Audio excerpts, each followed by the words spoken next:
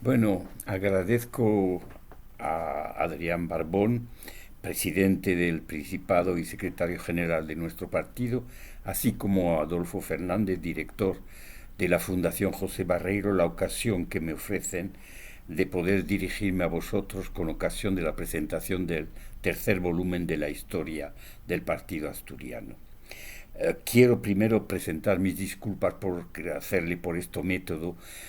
Desgraciadamente no puedo, como antaño lo hice tantas veces, desplazarme a Asturias para aprovechar las maravillas de vuestra tierra, sumirme en vuestra extraordinaria militancia y vuestra sencillez en la hospitalidad. Pero si estoy lejos de vosotros, mi corazón está entre vosotros. Es no solo un honor para mí presentar este libro, que es el fruto de un trabajo escrupuloso, meticuloso, una increíble investigación y también la demostración de una pasión por el partido y su historia. No es solo ese honor, es también una ocasión que se me presenta para hablaros de una idea que se está forjando desde hace algún tiempo en mi mente. Los socialistas tienen muchas veces que revolver a su historia. Este libro cuenta un periodo quizá el más trágico y duradero del Partido Socialista Asturiano. 38 años de opresión, de persecución, de represión, cuando el partido no tenía un ápice de libertad ni de vida social y tenía que quedarse refugiado en los corazones de los militantes, en el monte o en el exilio. Pero al correr de la lectura de estas páginas, he, me he reencontrado con algunas personalidades de las cuales quiero hablaros. El primero, como no, José Barreiro. Eh, Cuando estaba en la ejecutiva de juventudes que lideraba mi hermano Carlos, nuestros despachos, si podemos calificar de despachos los míseros reductos donde trabajábamos, nuestros despachos estaban muy cerca de los de José Barreiro, que aquí venía todos los días desde su pueblucho de Chom. Y por lo tanto, a diario disfrutaba de los consejos de este increíble pedagogo. Se dio la ocasión que por nuestra decisión de emprender cierta tarea de desarrollo de la federación y por ende del partido, chocamos sin quererlo con la ejecutiva que dirigía Rodolfo Llopis. Eh, por culpa de su pasividad, su indiferencia, su resistencia y por fin su oposición. Estábamos, por lo tanto, un tanto en rebeldía y José Barreiro aprobaba nuestra rebeldía, pero al mismo tiempo nos aconsejaba cómo llevarla en total disciplina. Y su talento de maestro nos fue increíblemente fructífero. Quisiera contar mi última entrevista con ese gran líder. Era en 1974, pocas semanas después del Congreso de Suresnes. Había decidido por primera vez presentarme como a la elección como miembro del Comité Federal por el Alto Garona. El titular era José Barreiro, por lo tanto me desplacé a Son para discutirlo con él.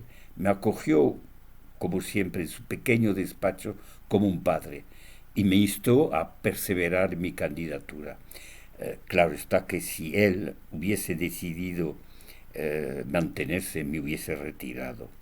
Yo pienso que ya tenía en mente su proyecto de volver a la tierruña porque desde luego la enfermedad estaba agotando su vida.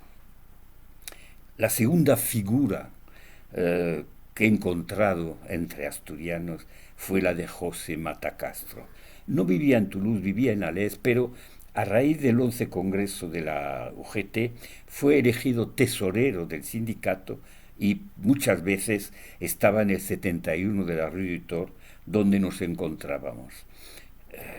José Mata Castro era un personaje físicamente impresionante, una verdadera peña, y además de su escueto y sencillo diálogo, brotaba una convicción increíble. Quiero contar una anécdota que lo identifica. Eh, Era tesorero, pero no era hombre de números, y en vísperas del Congreso siguiente no le cuadraron las cuentas, había un agujero. Pues decidió sencillamente que iba a vender su casita de Alès donde vivía para terminar con ese agujero. Afortunadamente, la compañera de Paulino Barrabés, que era contable, tuvo acceso a las cuentas y se dio cuenta de que no había ningún agujero. Era sencillamente una equivocación en transferencias. También en este texto me he reencontrado con dos mineros asturianos jóvenes que formaron parte de nuestra ejecutiva. El primero es Abelino Pérez Fernández. Abelino no es que tenga madera socialista, como se decía. Abelino es encina socialista. Un hombre que, siendo diputado de Cortes, cuando abandona el escaño, se baja serenamente a picar al fondo de la galería. El otro, José Castro Mayobre, el amigo de más de 50 años, el hombre que yo califiqué de filósofo socialista de la cotidianidad. ¿Cuántas veces sus palabras sencillas me han sacado de muchas dudas y resuelto muchos problemas? Si os hablo de estos personajes que figuran en el libro, es para que entendáis cuán compenetrado me siento con el partido asturiano. Pero os decía que este libro me había consolidado una idea que brotaba por mi mente. Y la idea responde a una pregunta. ¿Cómo será posible que 140 años después de su fundación el Partido Socialista gobierne España y también el Principado? ¿Cómo será posible cuando las sociedades que le vieron nacer han desaparecido? Ya no hay ningún punto común entre antaño y hoy.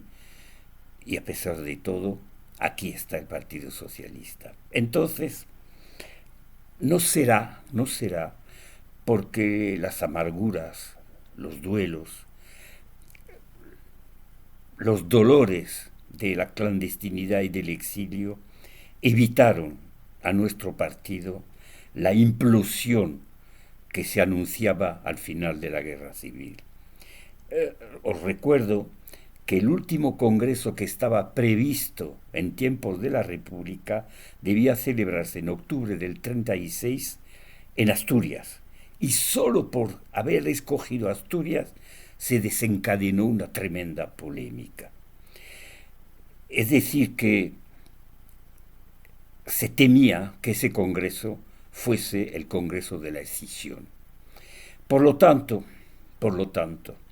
cuando llegó el momento en que los militantes se encontraron huérfanos de partido, hay que recordar que la mayoría de la ejecutiva, la mayoría de los diputados socialistas, se habían exiliado a México. Cuando los militantes se encontraron huérfanos de partido, en las cárceles o en el exilio, emprendieron la tarea de la reorganización. Fueron los militantes que, antes de reorganizar el partido, reorganizaron la Federación Socialista Asturiana en la clandestinidad, la Comisión Socialista Asturiana en el exilio. Fueron sencillos militantes, sin ninguna responsabilidad política nacional anterior, quienes convocaron el primer congreso del exilio en septiembre del 44 en Toulouse. Allí habían invitado ciertamente algunas personalidades que residían en el sur de Francia y les confiaron acertadamente la dirección, pero decidieron que las tendencias se suprimían, decidieron que la solidaridad y la disciplina era la única norma que podía valer dentro del partido.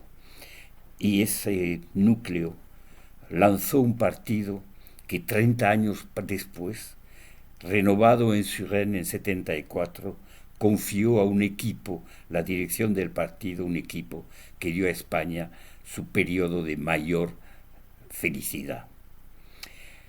Por lo tanto, la idea que se forja en mí es que el partido tiene que hacer partido, tiene que formar militantes, porque los militantes, los que convocaron el Congreso de Toulouse, eran militantes formados antes de la República.